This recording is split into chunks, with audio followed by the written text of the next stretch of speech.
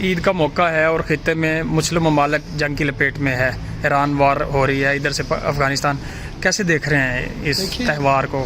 دیکھیے اس میں کوئی شک نہیں ہے کہ یہ بہت سنجیدہ اور خطرناک صورتحال ہے۔ ایران، مڈل ایسٹ اور پاکستان ان کے اس پہ بیٹھا ہوا پیوٹ کے طور پہ، ادھر افغانستان کے ساتھ ہماری اپنی سچویشن ہے، ہندوستان کے ساتھ ہماری اپنی ایک تاریخ ہے، تو پورے کے پورے خطے میں انسرٹنٹی پھیلی ہوئی۔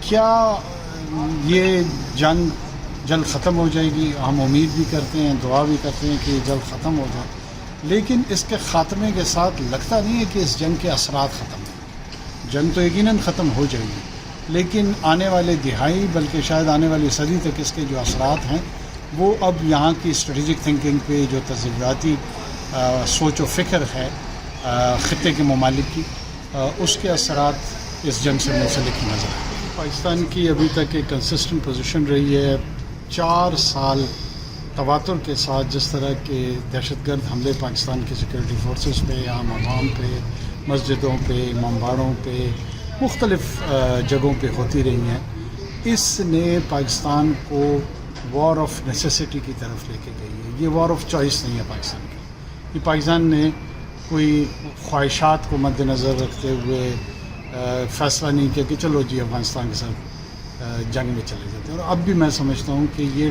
ٹارگیٹڈ ملٹری آپریشن ہے، کمپین ہے اگینسٹ دا سینکچوریز، جو کہ ٹیررسٹ سینکچوریز ہیں۔ یہ افغان عوام کے خلاف نہیں ہے، افغانستان کے ساتھ ہمارا ایک تاریخی رشتہ ہے جو ہم چاہیں گے کہ وہ مضبوط سے مضبوط تر ہو، لیکن اس رشتے کو اس بنیاد پہ نہیں قائم رکھا جا سکتا کہ ہمارے اپنے جوانوں کے، ہمارے اپنے لوگوں کی زندگیاں خطرے میں ہوں، وہ جانوں سے جائیں، ان کے بچے یتیم ہوں، ہماری بہنیں بیواؤں کی شکل اختیار کر لیں۔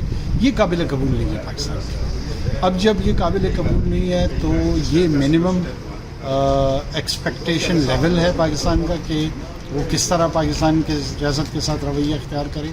اگر نہیں کریں گے تو میرے خیال میں اس سے پیچھے کسی صورت پاکستان کی ریاست نے فیصلہ کیا ہوا تو وہ نہیں ہٹے گی۔